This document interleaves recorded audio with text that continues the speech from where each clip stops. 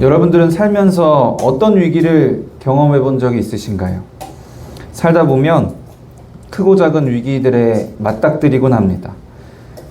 대표적으로 건강의 문제, 또 사람과의 관계에서의 문제, 경제적인 문제 등으로 위기를 겪습니다. 그 외에도 우리의 삶이 다양해지고 복잡해진 만큼 우리 삶에 있는 위기와 문제들도 참 복잡해지고 다양해졌습니다. 그 수많은 위기들을 어떻게 해결하고 넘어갔는가를 돌아보면요. 어떤 위기들은 지나고 보면 아무것도 아닌 것일 때도 있고, 또 어떤 위기들은 시간이 약이라서 시간이 지나면 해결되는 것들도 있고, 또 어떤 위기들은 큰 도움을 주는 사람이 있어야 하기도 하고, 어떤 위기들은 직접 내가 힘써서 해결해야 되는 나의 큰 노력과 대가가 필요할 때도 있을 겁니다. 이러한 다양한 위기들 중에서도 절체절명의 위기, 절체절명이라는 말처럼 몸과 목숨이 끊어질 만큼 절박한 위기를 특별히 맞닥뜨릴 때가 있어요. 예전에는 우리나라에도 전쟁으로 인한 문제나 또 당장에 먹고 사는 문제 등의 절체절명의 위기들이 있었습니다. 요즘에는 이 절체절명의 위기의 종류가 좀 달라진 것 같아요. 지금 우리나라의 환경에서는 그런 문제들이 크게 없죠. 하지만 또 다른 문제가 생겼어요. 우리나라가 자살률이 OECD 국가 중에 1위라고 하는데, 전쟁으로 인해 정말 몸과 목숨이 위태로운 상황, 당장 먹고 살 것이 없어서 몸과 목숨이 위태로운 상황이 아니라 모든 것을, 나의 몸과 목숨까지도 스스로 포기하고 싶을 만큼 스스로 절박하게 느끼는 그런 위기들이 모두 절체절명의 위기라고 할 수 있을 것 같습니다. 그러니까 우리의 삶은 더 풍족해지고 더 안전해졌지만, 어떻게 보면 사람들이 겪게 되는 절체절명의 위기는 종류가 더 다양해졌다고 볼 수도 있을 것 같아요. 혹시 이런 절체절명의 위기를 겪으신 적이 있으신가요? 사람은 위기 때의 본 모습이 나온다고 하는데요. 조금 다르게 우리식으로 표현을 해보면 절체절명의 위기 때에 그리스도인의 본 모습, 그리스도인의 진가가 나타난다고 할 수 있을 것 같습니다. 그리스도인에게는 절체절명의 위기 때에 이 위기를 대처하는, 이 위기를 대하는 노하우가 있습니다. 오늘 본문에 나타나는 히스기야에게서 그 모습을 볼 수가 있습니다. 히스기야 왕 14년, 기원전 약 701년에 아수르가 유다를 침략합니다. 그리고 수도인 예루살렘을 제외한 유다의 모든 견고한 성들을 점령합니다. 이스라엘 땅은요, 북쪽으로는 지금의 이라크 땅 지역이죠. 메소포타미아 문명의 영향을 받고, 남쪽으로는 아프리카의 이집트 문명의 영향을 받습니다. 사진을 보시면 요 보라색으로 표시된 땅이 이제 비옥한 초승달이라고 불리우는 지역인데요. 세계 4대 문명 중에 2개 문명이 여기에 이 지역에 몰려 있는데, 이 이집트 문명과 메소포타미아 문명 사이에 껴있는 이 가는 길목에 있는 곳이 바로 이스라엘 땅인 거예요. 그래서 이스라엘은 이 양쪽의 패권 사이에 껴서 눈치를 많이 보고 또 많은 어려움을 겪기도 합니다. 그래도 남유다 입장에서는 북이스라엘이 있을 때, 북쪽에 메소포타미아 세력이 올 때 그들을 막아주는 방패 역할을 해줬었는데, 기원전 722년에 아수르에 의해서 북이스라엘이 멸망하게 됩니다. 이제는 아수르, 메소포타미아 문명에서 오게 되는 아수르가 남유다까지 공격을 합니다. 그리고 수도인 예루살렘을 제외하고 다른 도시들을 다 점령하고 수도까지 위협을 하면서, 이제 너희가 북이스라엘이 망한 것처럼 너희도 망할 것이라고, 이제 그만 포기하고 항복하라면서 협박을 하고 있습니다. 남유다의 왕인 히스기야의 입장에서는 정말 절체절명의 위기였습니다. 나라가 망한다는 것은요, 정말로 몸과 목숨이 다 끊어지게 되는 절박한 일입니다. 이때 히스기야는 이 절체절명의 위기 가운데 어떻게 반응했을까요? 가장 먼저 히스기야는 여호와의 전으로 갔습니다. 본문 1절 같이 읽어볼까요? 히스기야 왕이 듣고 자기의 옷을 찢고 굵은 베옷을 입고 여호와의 전으로 갔고, 옷을 찢고 굵은 베옷을 입는다는 것은요, 깊은 슬픔을 표현합니다. 절체절명의 위기로 인한 슬픔 가운데 히스기야는 그저 낙심하는 것이 아니라 가장 먼저 여호와의 전으로 나아갑니다. 여호와의 전으로 나간다는 것은요, 하나님 앞으로 나가서 기도하는 것을 말해요. 지금이야 우리 모두가 성령 하나님이 거하시는 성전이기 때문에 언제 어디서든 주님과 동행하고 주님께 기도할 수 있지만, 구약시대에는요 그렇지 않았어요. 성전을 중심으로 신앙생활을 해야 했습니다. 히스기야는 힘들고 어려운 슬픔에 잠길 수밖에 없는 이 위기 상황에서 가장 먼저 하나님 앞으로 나아가 하나님께 기도합니다.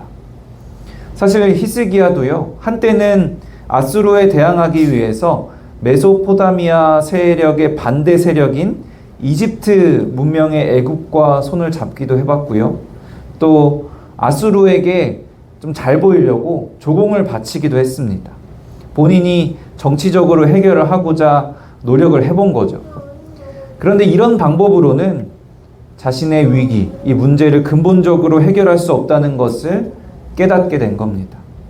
주님께 나아가는 것, 주님께 엎드리는 것, 주님께 기도하는 것이 위기를 맞닥뜨렸을 때 우리가 가장 먼저 해야 할 일입니다.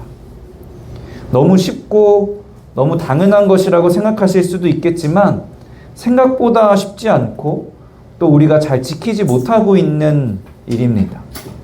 먼저 주님께 나아가고 기도해야 하는데, 우리는 어떻게든 내 능력으로, 누군가의 도움으로 이 문제들을 해결해 보려고 애를 써요. 그리고 내가 할 수 있는 것들을 다 하고 나서 더 이상 할 게 없다고 생각될 때 내가 원하는 결과를 이제 달라고 기도를 하는 거죠. 그것도 아니면 아예 낙심이 되고 슬픔 가운데 깊이 잠겨버려서 기도할 생각도 못하고 기도할 의욕도 없을 때도 있습니다. 내가 뭔가 할 수 있을 것 같을 때라도, 그것도 아니면 너무 낙심이 돼서 내가 아무것도 할 수 없을 것처럼 생각될 때에도 우리는 가장 먼저 주님께 나아가야 합니다. 그리고 간절히 기도해야 합니다.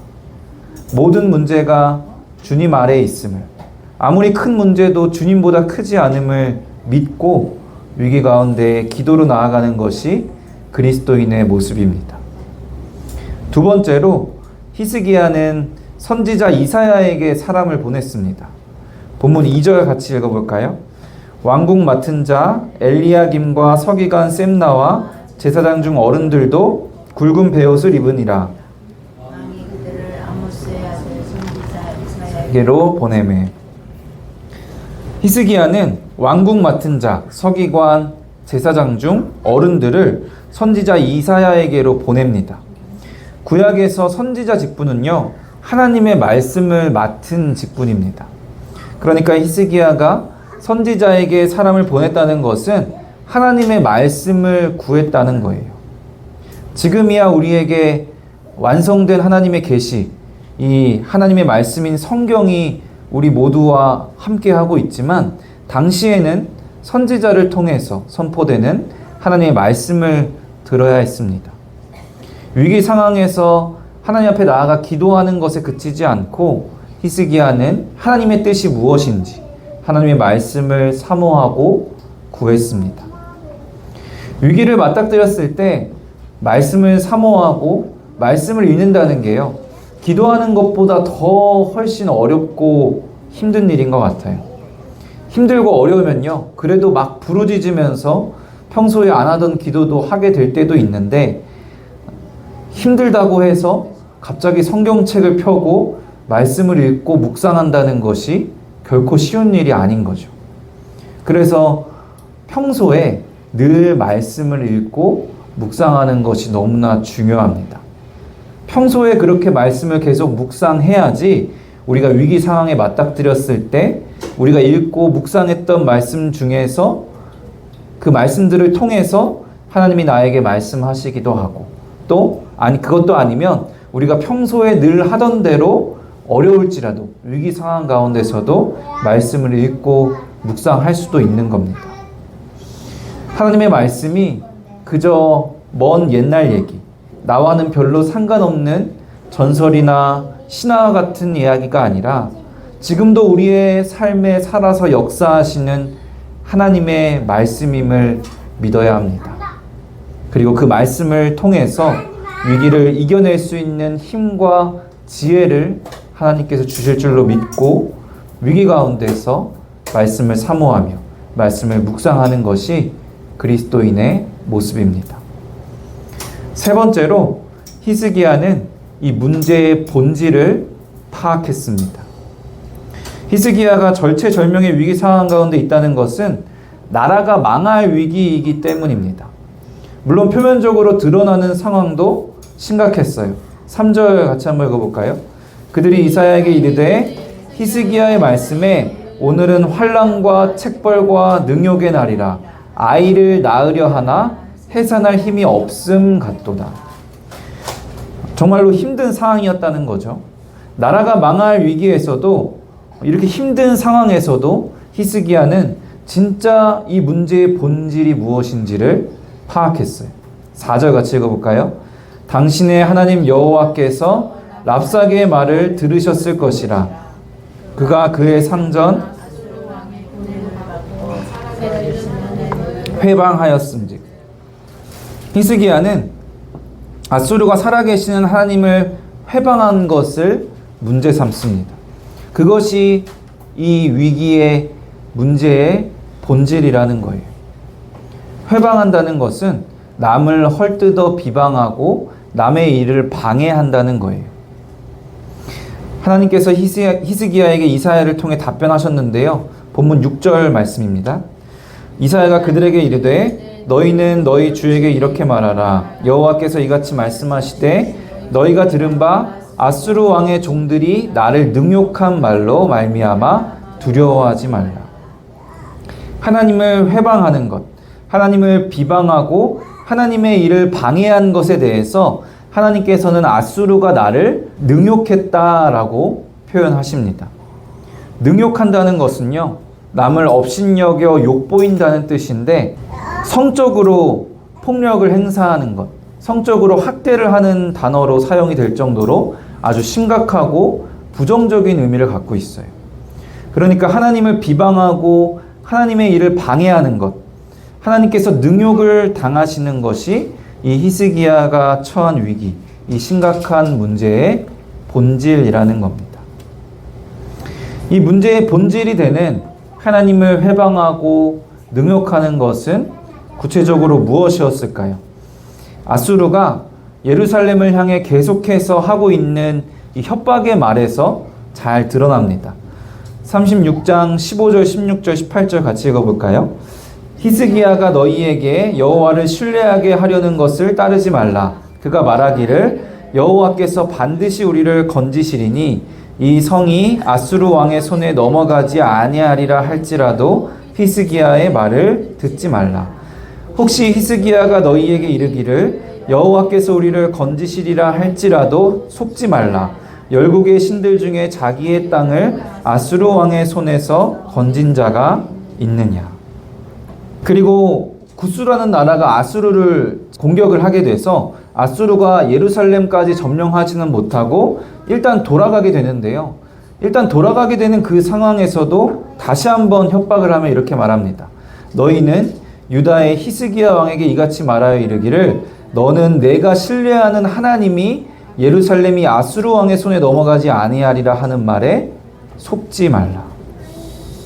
단순히 예루살렘에게 겁을 주고 위협을 하는 것이 아니라 하나님을 믿지 말라고 유혹을 하고 있습니다. 하나님의 구원하심을 부정하고 있습니다. 하나님의 백성들이 맞닥뜨린 절체절명의 위기의 본질은 하나님을 회방하고 하나님을 능욕하는 것인데 결국에 이것이 무엇이냐면 하나님의 백성이 하나님을 믿느냐 하나님을 믿지 않느냐의 문제인 거예요.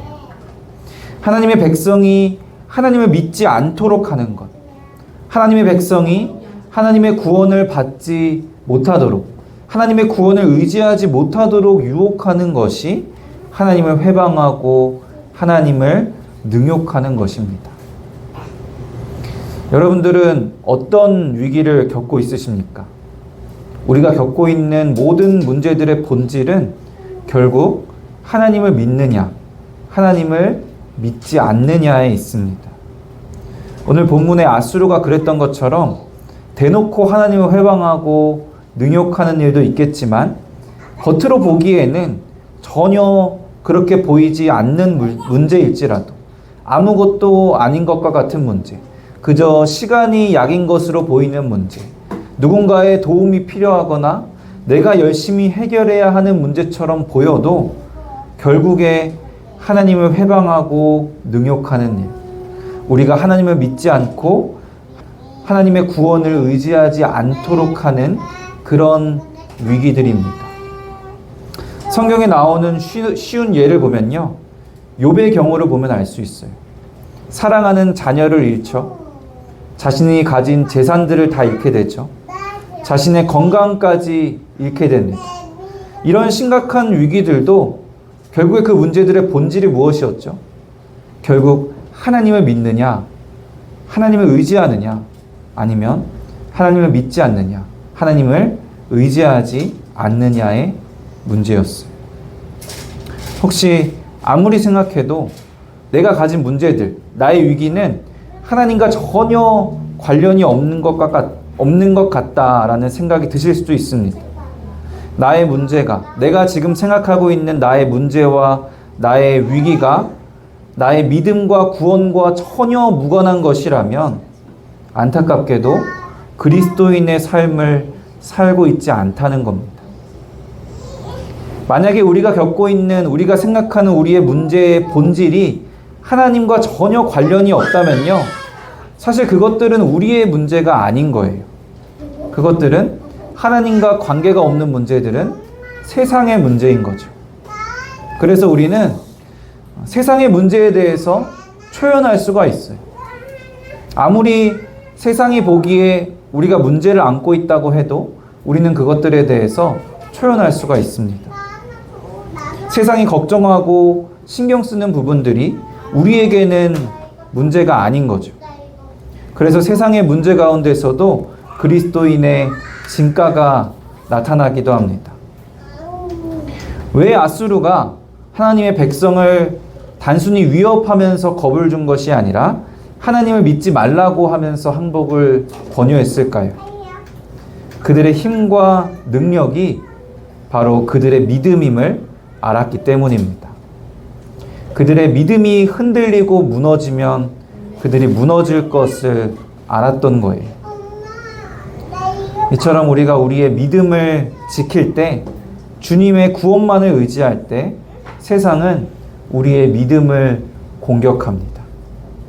겉으로 보기에 전혀 그렇게 보이지 않는 문제일지라도 본질은 믿음에 대한 문제라고 말씀을 드렸는데요.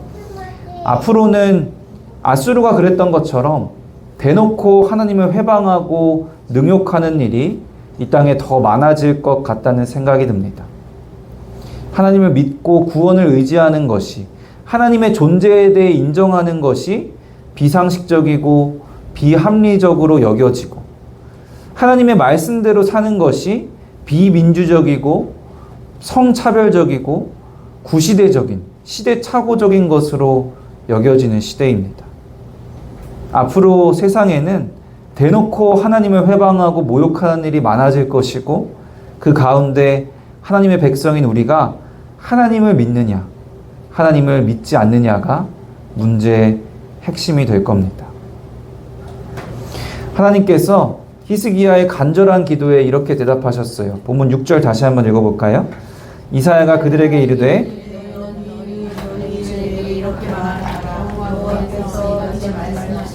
너희가 들은 바 아수르 왕의 종들이 나를 능욕한 말로 말미암아 두려워하지 말라. 나를 능욕한 말로 말미암아 두려워하지 말라. 세상이 아무리 하나님을 회방하고 하나님을 방해하고 하나님을 능욕하고 하나님을 비방할지라도 하나님의 구원은 확실합니다. 이미 우리는 주님의 능력 안에서 승리한 줄로 믿습니다. 그러므로 우리는 두려워하지 말아야 합니다. 이 말씀에 히스기야는 다시 이렇게 기도했어요. 37장 20절 같이 읽어볼까요?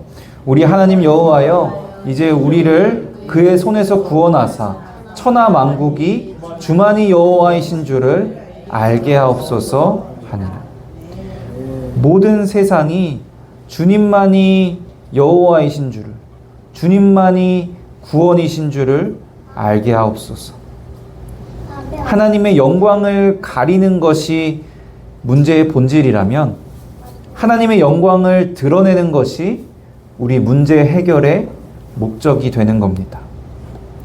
사랑하는 성도 여러분, 여러분들이 겪는 문제와 위기들은 무엇입니까? 그 문제들이 아무리 생각해도 하나님과 관련이 없다면, 나의 믿음에 대한 것이 아니라면 그것들은 사실 별로 중요한 문제가 아닙니다. 세상의 문제들에 대해서 초연하시기를 바랍니다. 그 문제들이 하나님을 회방하고 모욕하는 하나님에 대한 문제라면, 우리가 하나님을 믿느냐 하나님을 믿지 않느냐를 시험하는 문제라면, 우리의 믿음으로 인해 시험을 당하게 된 것을 기쁘게 여기며 가장 먼저 하나님께 기도하시기 바랍니다. 또 주님의 말씀을 더욱 사모하며 우리에게 주시는 하나님의 말씀을 의지하고 주님의 인도하심을 받으시기 바랍니다. 그리고 무엇보다 그 모든 문제의 본질은 믿음과 구원에 있음을 깨닫고 우리의 믿음과 구원을 다시 한번 점검하고 그 위기를 극복함으로써 온 세상이 주님만이 구세주이심을 알게 하는 저 여러분 되시기를 주님의 이름으로 축원합니다.